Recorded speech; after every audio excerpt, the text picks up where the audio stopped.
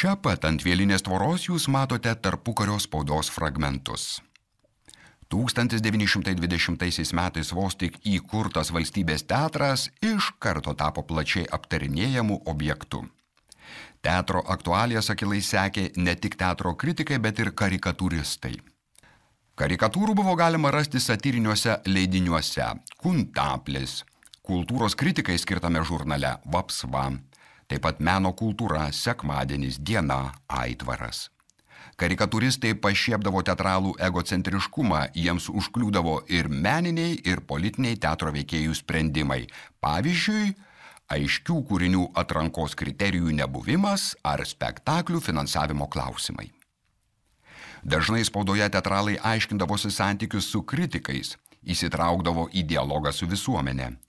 Vienas ryškiausių to metų viešų ginčų periodinėje spaudoje buvo teatro kritikos Stasio Laskaičio ir publikos numylėtinio operos solisto Kipro Petrausko konfliktas.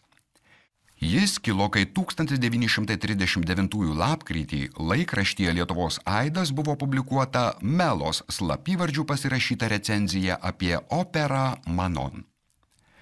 Kritikas teigia, jog nors choras buvo puikiai paruoštas, kostiumai gėdos nepadarytų bet kokiam teatrui Europoje ar už vandenyno, o Dobužinskio dekoracijos stebina savo efektais, grožiu ir kartu kultūringų nuosaikumu, opera yra nenusisekusi. Jis rašė, jog Manon pernelyg sudėtinga Valstybės teatro operos solistams, o orkestras esą juos užgožiantis. Kipras Petrauskas į šią recenziją atsakė viešu laišku, kuriuo pasmerkė anoniminės recenzijas ir paskelbė paliekantis teatrą tol, kol jam nebus atskleista anonimo tapatybė.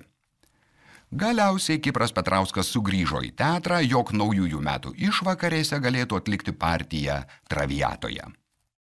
O dabar šiuo skersgatviu eikite tiesiai iki Kęstučio gatvės ir šaligatviu pasukite kairėn.